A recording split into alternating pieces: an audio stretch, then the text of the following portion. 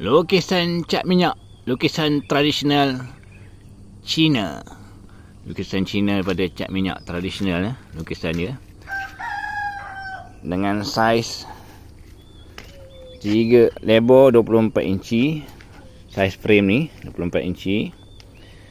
Dia punya tinggi 36 inci, lebih kurang 2 kaki, 3 kaki tinggi, 2 kaki lebar lebih kurang.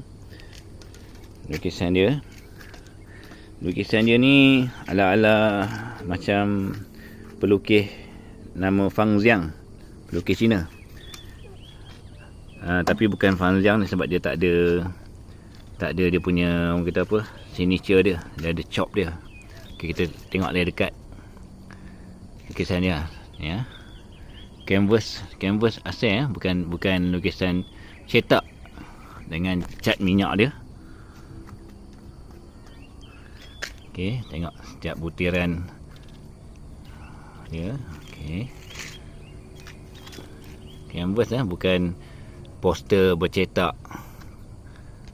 Kertas poster ke kertas majalah, tak. Memang lukisan asal dia.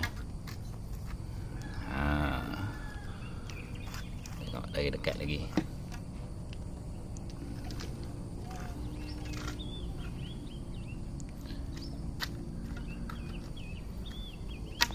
Dia punya kasar, permukaan dia kasar ya, permukaan yang dicat minyak di atas kanvas, permukaan kanvas yang dikenakan cat minyak. Okey. Lukisan ala-ala Fang Xiang. Okey, ni belakang dia. Dah siap berframe, tapi frame tu tak ada cermin tak bercermin tadi tu frame dia. Okey. Ni bahagian belakang.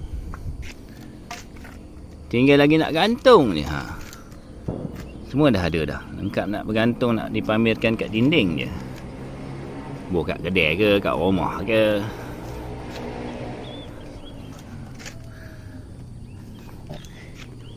Tiga kaki kali 2 kaki. Saiz dia lebih kurang 36 inci kali 24 inci.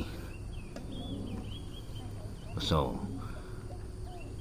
lukisan tradisional Cina yang menggunakan cat minyak di atas canvas. Apa lagi nak fokus? Okey.